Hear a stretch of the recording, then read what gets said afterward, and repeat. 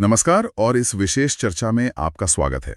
नमस्कार। आज हम एक ऐसे पड़ाव पर बात कर रहे हैं जिससे लगभग हर महिला गुजरती है, रजोनिवृत्ति यानी मेनोपॉज। जी हाँ। हमारे पास स्त्री रोग विज्ञान की एक जाने-मानी किताब डीसी दत्ता की टेक्स्ट बुक ऑफ गायनिकोलॉजी के कुछ अंश हैं और हम इन्हीं के आधार पर ये जानकारी आप तक पहुंचा रहे हैं। बिल्कुल। और हमारा मकसद है रजोनिवृत्ति से जुड़े जरूरी पहलुओं को समझना कि असल में है क्या, इस दौरान शरीर और हार्मोन्स में कौन से बड़े बदलाव आते हैं, आम लक्षण क्या हैं, सेहत पर लंबे समय में क्या असर पड़ सकता है और सबसे जरूरी, इसे बेहतर तरीके से संभालने के लिए क्या किया जा सकता है। हाँ, और शुरू करने से पहले एक दिलचस्प बात बताता हूँ। क्या आपको पता है कि रजोनिवृत्ति किस उम्र में होगी? ये काफी हद तक जीन्स में तय होता है। सही कहा।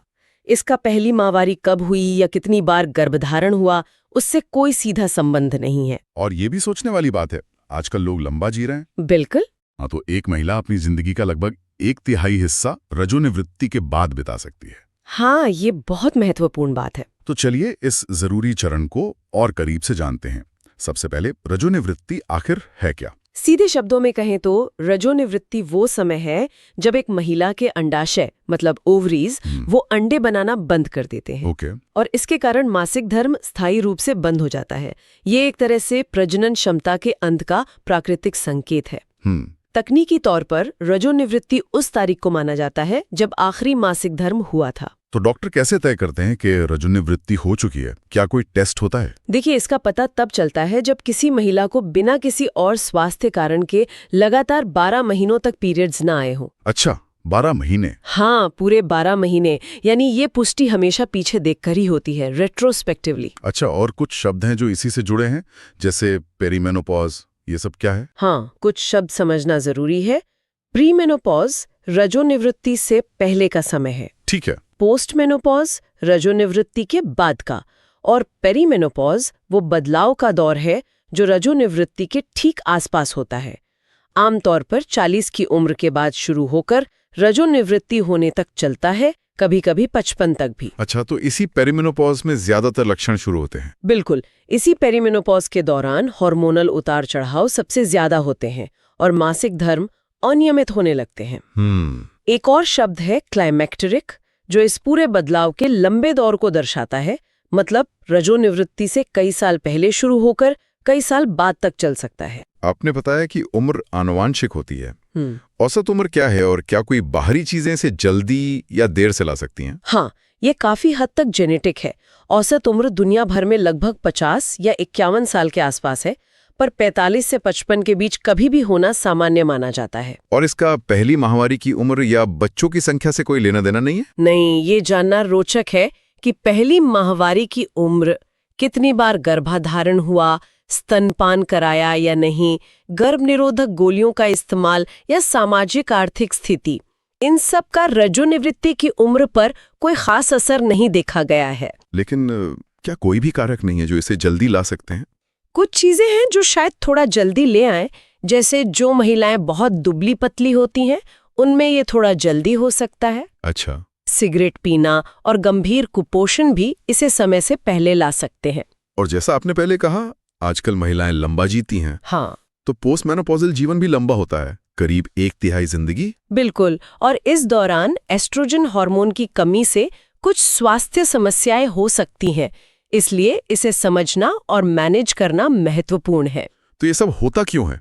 हार्मोन्स की क्या भूमिका है इसमें? चलिए इसे थोड़ा और समझते हैं। हाँ, रजोनिवृत्ति का पूरा खेल हार्मोन्स का है, खासकर एस्ट्रोजन का। होता यह है कि उम्र के साथ अंडाशय में अंडों की संख्या मतलब फॉलिकल्स वो कम होने लगती हैं। और जो बचते भी हैं वो दिमाग से आने वाले संकेतों यानी FSH और LH हार्मोन्स के प्रति उतने संवेदनशील नहीं रहते, उतने रिस्पॉन्सिव नहीं रहते। इसका नतीजा क्या होता है हार्मोन के स्तर पर? नतीजा ये कि अंडाशय ठीक से अंडे नहीं बना पाते और सबसे जरूरी महिला हार्मोन एस्ट्राडियोल, उसका उत्पादन नाटकीय रूप से गिर जाता है। कितना कम हो जाता है? रजोनिवृत्ति के बाद इसका स्तर पहले के मुकाबले बहुत ही कम रह जाता है।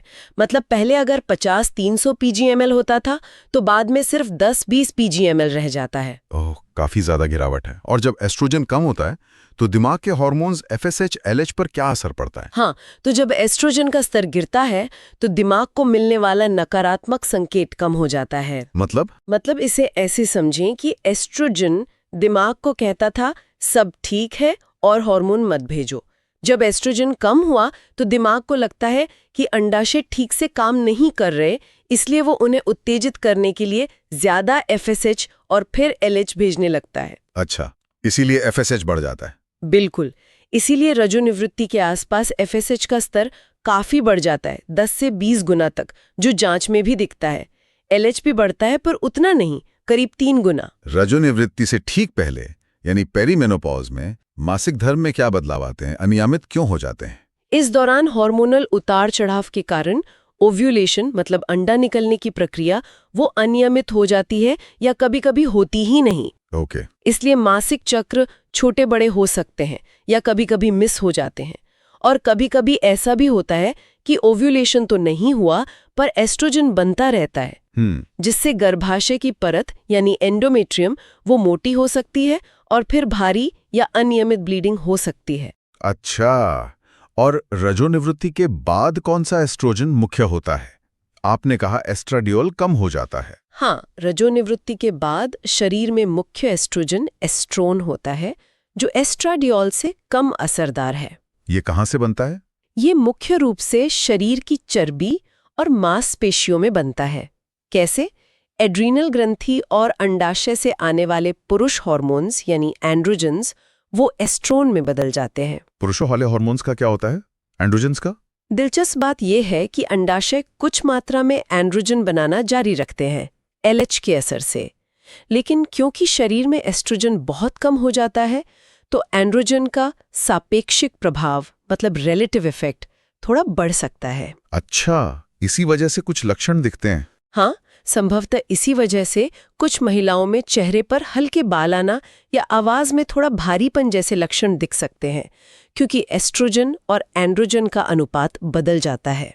यहाँ मोटापे से जुड़ा एक विरोधाभास भी बताया गया है, वो क्या है? हाँ, ये समझना रोचक है। जिन महिलाओं में वजन ज्यादा होता है, ठीक है, उनमें फैट टिश्यूज ज्यादा होते हैं, ठीक है, तो उनमें एंड्रोजन से एस्ट्रॉन बनने की प्रक्रिया भी ज्यादा होती है।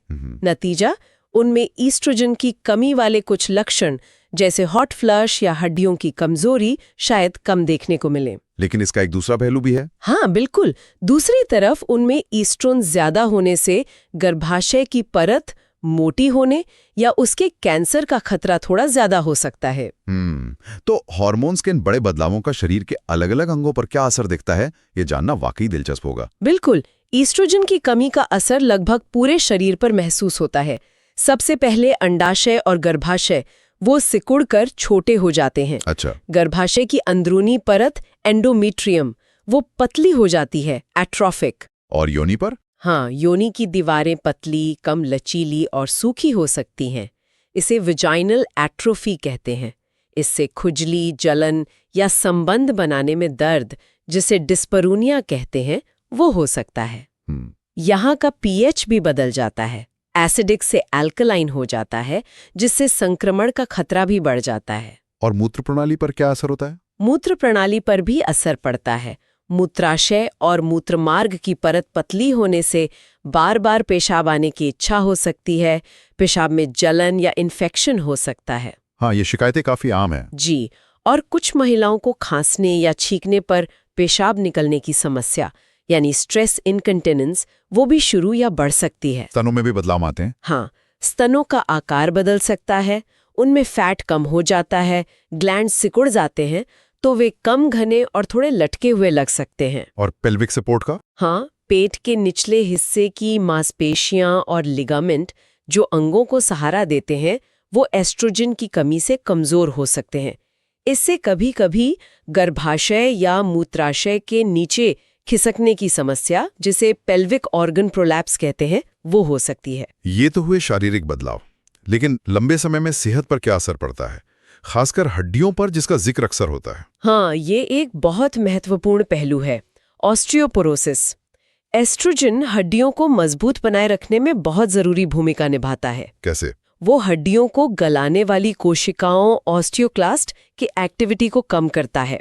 रजोनिवृत्ति के बाद जब एस्ट्रोजन कम होता है तो ये कोशिकाएं ज्यादा सक्रिय हो जाती हैं और हड्डियां तेजी से कमजोर होने लगती हैं। इसी को ऑस्टियोपोरोसिस कहते हैं। हाँ, मतलब हड्डियों का घनत्व, उनकी डेंसिटी कम हो जाती है, जिससे उनके टूटने यानी फ्रैक्चर का खतरा बढ़ जाता है। ये नुकसान रजोनिवृत्ति के बाद पहले कुछ सालों में काफी तेज होता है, करीब 3-5% प्रति वर्ष तक। ये फ्रैक्चर कहाँ होने का डर ज्यादा रहता है? सबसे ज्यादा खतरा कूल्हे की हड्डी, फीमर नेक, रीढ़ की हड्डी, वर्टिब्रा और कलाई, डिस्टल फोरआर्म, जिसे कोल्स फ्रैक्चर भी कहते हैं, में फ्रैक्चर का होता है। इससे न सिर्फ दर्द होता है बल्कि रीढ़ की हड्डी के फ्रैक्चर से कद कम हो सकता है, पीठ झुक सकती है, जिसे काइफोसिस या कुबड़ापन कहते हैं। और कूल्हे का फ्रैक्चर तो काफी गंभीर हो सकता है। हाँ, खासकर बुजुर्ग महिलाओं में कूल्हे का फ्रैक्चर गंभीर जटिलताएं पैदा कर सकता है और मृत्यु दर भी बढ़ा सकता है। तो ईस्ट्रोजन हड्डियों को बचाता कैसे है, संक्षेप में? जैसा मैंने कहा, ये ऑस्टियोक्लास्ट को रोकता है, साथ ही ये आंत से कैल्शियम के अवशोषण को बढ़ाता है, विटामिन डी के असर को बढ़ाता है और कैल्सिटोनिन हार्मोन के स्राव को भी प्रेरित करता है, जो हड्डी बनाने में मदद करता है। क्या ऑस्टियोपोरोसिस का खतरा सबको बराबर होता है या कुछ लोगों में ज्यादा होता है? नहीं, कुछ लोगों में खतरा ज्यादा होता है। जैसे अगर परिवार में किसी को ऑस्टियोपोरोसिस या फ्रैक्चर हुआ हो, बढ़ती उम्र, एशियाई या श्वेत जाति की महिलाएं, जिनकी रजोनिवृत्ति जल्दी हो गई हो, जिनका वजन कम हो, खान पान में कैल्शियम या विटामिन डी की कमी हो, जो धूम्रपान या ज्यादा शराब पीते हों, या जिनकी जीवन शैली गतिहीन हो। कुछ दवाएं जैसे स्टेरॉइड्स और कुछ बीमारियां भी खतरा बढ़ा सकती हैं। इसे पता कैसे लगाते हैं? सबसे अच्छा तरीका है बोन मिनरल डेंसिटी टेस्ट, जिसे डेक्सा स्कैन कहते हैं। इससे पता चलता है कि हड्डियां कितनी घनी हैं। ओके, हड्डियों के अलावा क्या दिल पर भी असर पड़ता है? हाँ, रजोनिवृत्ति के बाद हृदय रोगों का खतरा भी बढ़ जाता है। ऐसा माना जाता है कि ईस्ट्रोजन दिल और रक्त वाहिकाओं की सुरक्षा में मदद करता है। वो कैसे? कई तरह से। ये अच्छे कोलेस्ट्रॉल HDL, खासकर HDL2 को बढ़ाने में मदद करता है और बुरे कोलेस्ट्रॉल LDL और टोटल कोलेस्ट्रॉल को कम करता है। अच्छा, ये वाहिकाओं को फैलाने वाले पदार्थ जैसे नाइट्रिक ऑक्साइड और प्रोस्टासाइक्लिन की रिलीज को बढ़ाता है, जिससे वे लचीली रहती हैं।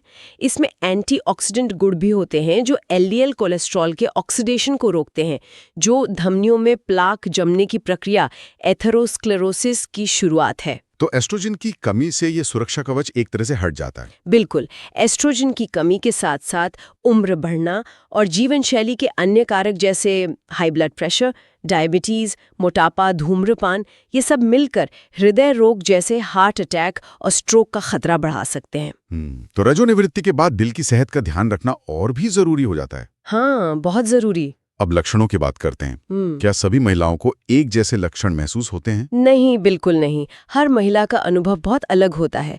कुछ को तो बहुत कम या कोई लक्षण नहीं होते हैं, सिवाय इसके कि पीरियड्स बंद हो जाते हैं। अच्छा। जबकि कुछ महिलाओं को काफी परेशानी हो सकती है, लेकिन जो सबसे आम और चर्चित लक्षण है वो है हॉट फ्लश। हाँ, हॉट फ्लश। ये क्या होता है? ये अचानक से शरीर में तेज गर्मी लगने का एहसास होता है, जो अक्सर चेहरे, गर्दन और छाती से शुरू होकर पूरे शरीर में फैल सकता है।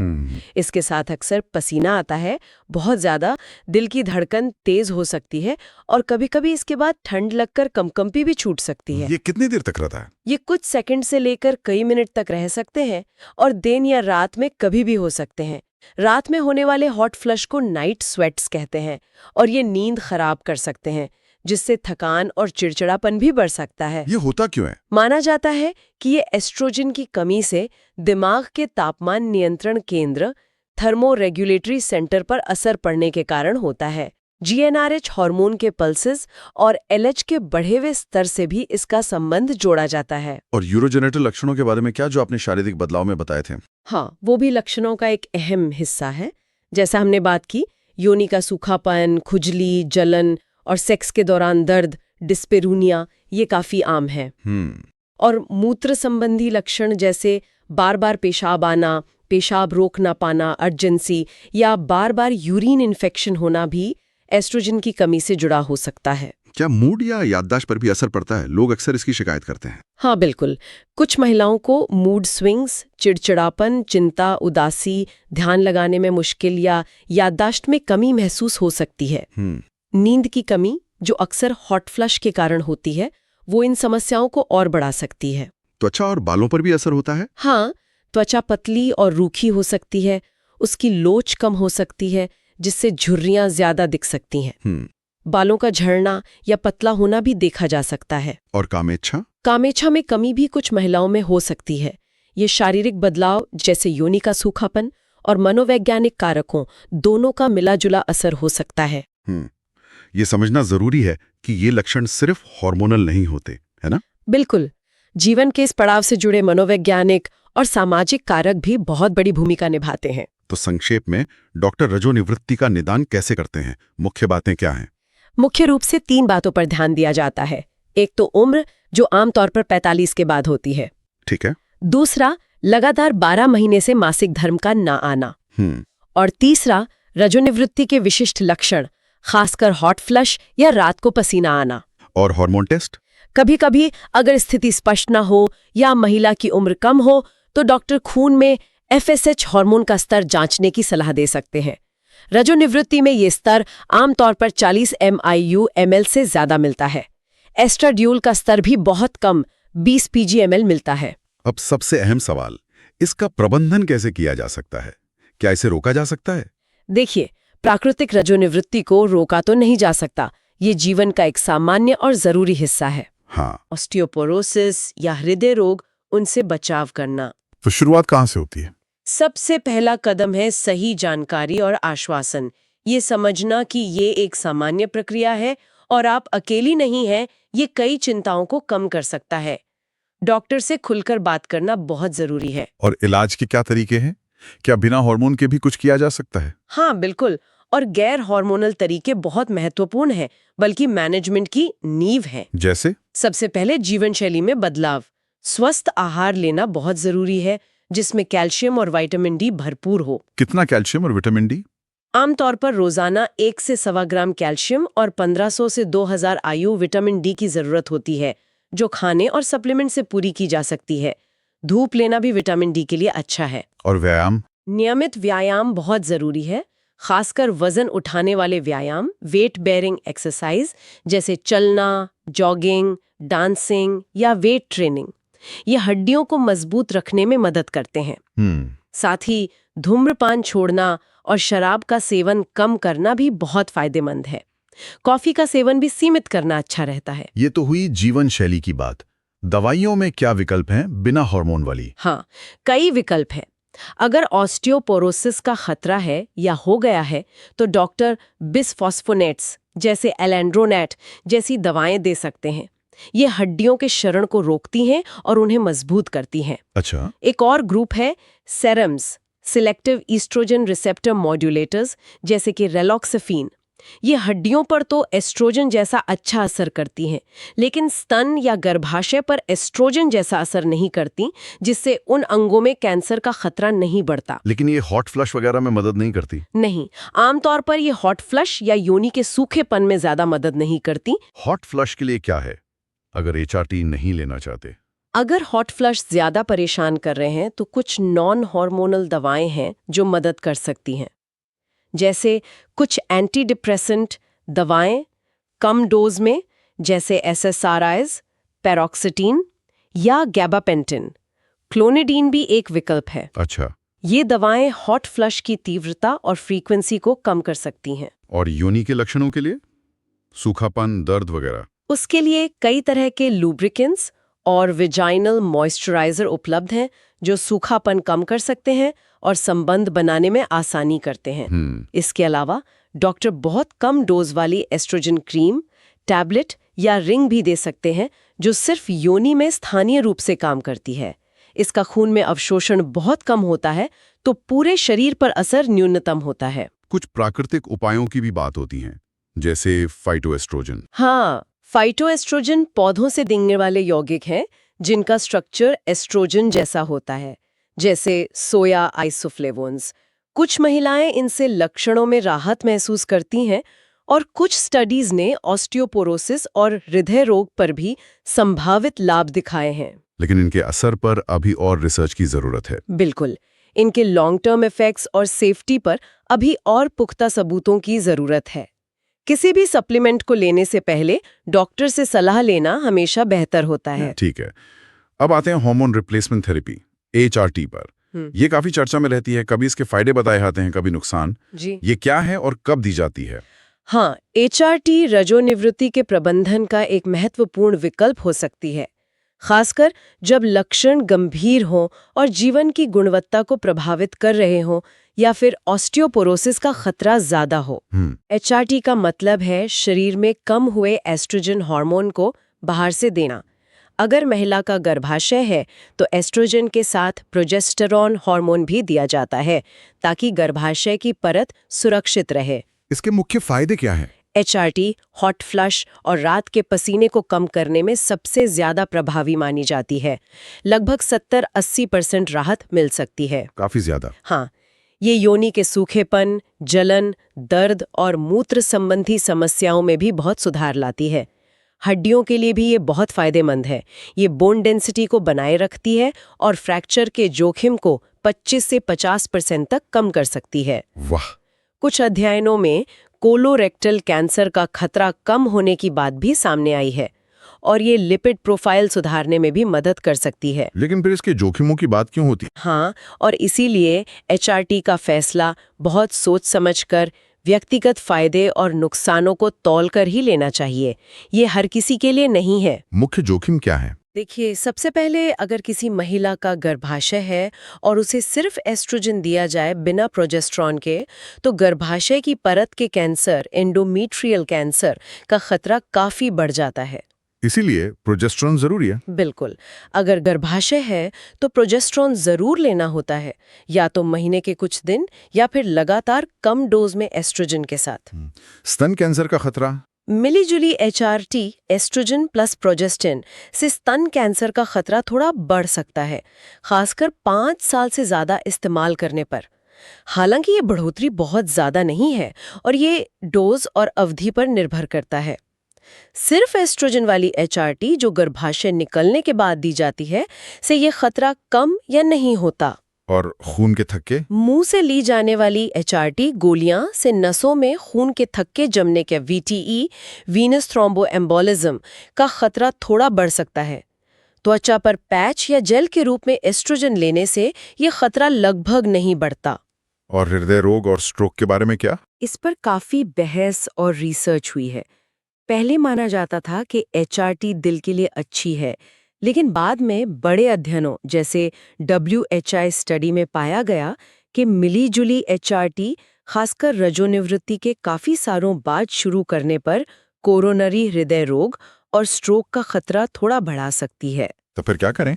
इसीलिए आजकल का सिद्धांत है HRT सिर्फ तभी लें जब जरूरत हो, सबसे कम प्रभावी डोज में लें और यथासंभव कम समय के लिए लें।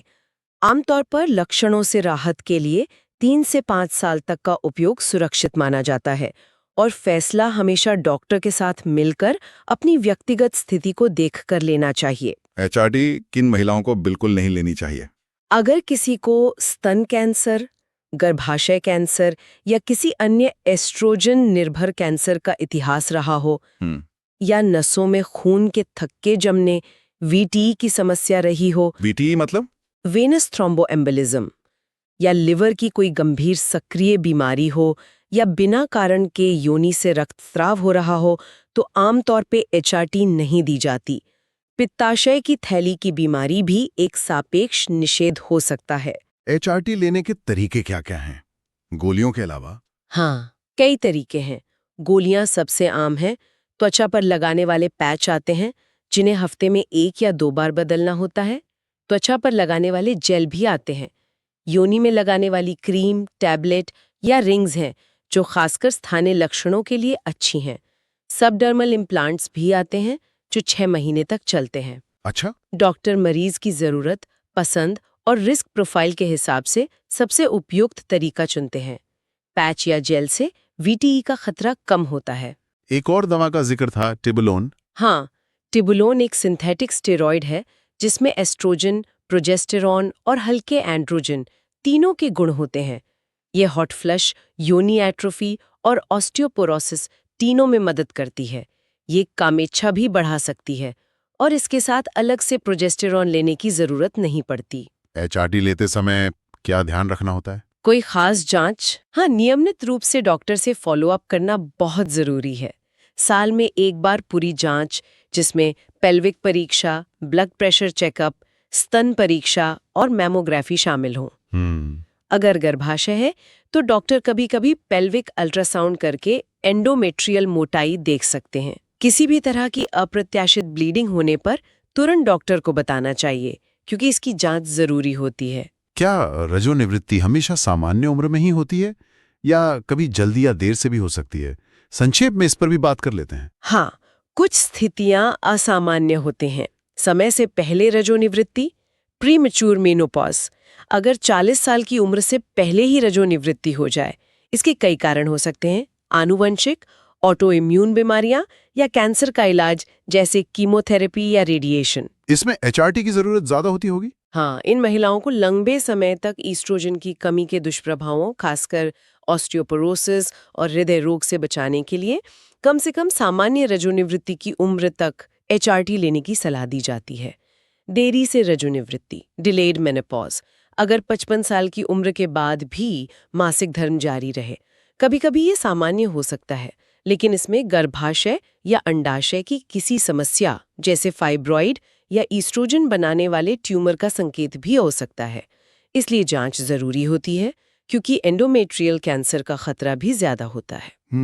कृत्रिम रजोनिवृत्ति, आर्टिफिशियल मेनोपॉज, ये तब होती है जब सर्जरी द्वारा दोनों अंडाशय निकाल दिए जाएं, ओफोरेक्टमी या रेडिएशन थेरेपी से उन्हें निष्क्रिय कर दिया जाए। इसमें हार्मोन्स का स्तर अचानक गिरता है, इसलिए लक्षण अक्सर ज्यादा तीव्र और अचानक शुरू होते हैं। अच्छा, इसमें भी अक्सर HRT की जरूरत पड़ती है। तो आज की इस चर्चा से ये साफ है कि रजोनिवृत्ति एक सामान्य और प्राकृतिक प्रक्रिया है, लेकिन इसके साथ होने वाले शारीरिक और हार्मोनल बदलाव महत्वपूर्ण हैं। लक्षण हर किसी में अलग हो सकते हैं और कुछ के लिए ये काफी चुनौतीपूर्ण भी हो सकता है। बिल्कुल। ऑस्टियोपोरोसिस और हृदय रोग जैसे दीर्घकालिक स्वास्थ्य जोखिमों को समझना जरूरी है। अच्छी बात यह है कि जीवन शैली में बदलाव, गैर हार्मोनल उपचार और जरूरत पड़ने पर HRT जैसे कई प्रबंधन विकल्प मौजूद हैं। हाँ, बहुत सारे विकल्प हैं। सबसे जरूरी है कि हर महिला अपनी स्थिति के बारे में अपने डॉक्टर से खुलकर बात करें और व्यक्तिगत जरूरतों के हिसाब से सही रास्ता चुनें। बिल्कुल सही कहा। और अंत में एक विचारणीय बात, जैसे जैसे हमारी औसत उम्र बढ़ रही है, महिलाएं अपने जीवन का एक बड़ा हिस्सा, शायद 1/3 या उससे भी ज्यादा, रजोनिवृत्ति के बाद गुजार रही हैं। हाँ, ये सोचने वाली बात है। तो ये सोचना दिलचस्प है कि इस लंबी अवधि के लिए स्वास्थ्य और जीवन की गुणवत्ता को बेहतर बनाने के लिए हमारी समाज, हमारी तैयारी और शायद समाज का नजरिया कैसे विकसित हो रहा है या होना चाहिए। शायद भविष्य में इस पर और खुली चर्चा और सक्रिय प्रबंधन देखने को मिलेगा। बिल्कुल। उम्मीद है ये चर्चा हमारे श्रोताओं के लिए उपयोगी रही होगी। हमारे साथ इस गहन विश्लेषण में शामिल होने के लिए धन्यवाद। धन्यवाद। Subscribe.